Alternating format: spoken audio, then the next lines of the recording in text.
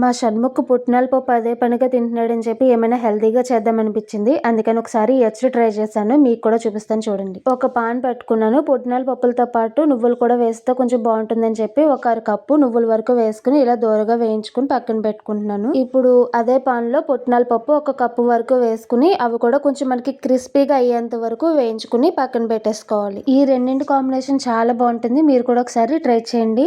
ఇప్పుడు రెండు పప్పుల క్వాంటిటీ కప్పున్నర అయింది కదా, అదే కొలతతో సేమ్ కప్పున్నర బెల్లం కూడా తీసుకుని హాఫ్ కప్పు వాటర్ వేసుకుని దీన్ని మనకి ముద్ర పాకం వచ్చేంత వరకు కలుపుకోవాలి. ఇది లోపు పాకం వచ్చేలోపు ఒక ప్లేట్ లో ఆయిల్ గానీ లేదా నెయ్యి గానీ వేసుకుని మ్యాగ్నేట్ చేసుకుని పక్కన పెట్టుకోవాలి. చూడండి మనకి ఈ విధంగా పాకం రావాలన్నమాట. ఒక చిన్న కప్పులోకి వాటర్ తీసుకుని అందులో కొద్దిగా పాకం వేసుకుని మనం ఇలా చేత్తో కనుక తీసుకుని ఉంటే మనకి ఇలా ఉండవ్వాలి. మనం తీసుకున్న పాకం చల్లారిన తర్వాత ఒక ప్లేట్ లోకి వేసి కొడితే రాయి బయట సౌండ్ రావాలన్నమాట. అలా అయితే మనకి పర్ఫెక్ట్ గా కుక్ అయినట్టు. ఇప్పుడు మనం ముందుగానే వేయించుకున్న పప్పులు ఉన్నాయి కదా, అవన్నీ అందులో వేసేసుకుని ఒకసారి బాగా కలిపేసుకుని మనం నెయ్యి రాసుకున్న ప్లేట్ లోకి వేసుకుని అచ్చులో వేసేసుకోవడమే. నేను మీకు చూపించే ప్రాసెస్ లో పాకం ఇంకొంచెం ఎక్కువైంది, అందుకే నాకైతే ఇలా విరిగిపోయింది. కానీ చాలా అంటే చాలా గుల్లగా ఉన్నాయి. మీరు కూడా మీ పిల్లలకి ఇలా హెల్తీగా చేసి పెట్టండి. పిల్లలకి స్నాక్స్ బాక్స్ లోకి పెట్టడానికి కూడా బాగుంటుంది. నిజంగా టేస్ట్ మాత్రం చాలా బాగుంది. నోట్లో పెట్టుకుంటే వెన్నెలా కరిగిపోతుంది. ఎంత బాగుంది. మీరు కూడా ట్రై చేసి మీకు ఎలా వచ్చిందో నాకు కింద కామెంట్ చేయండి. నా వీడియో మీకు నచ్చితే లైక్ చేసి షేర్ చేసి సబ్స్క్రైబ్ చేసుకోండి. Thank you for watching.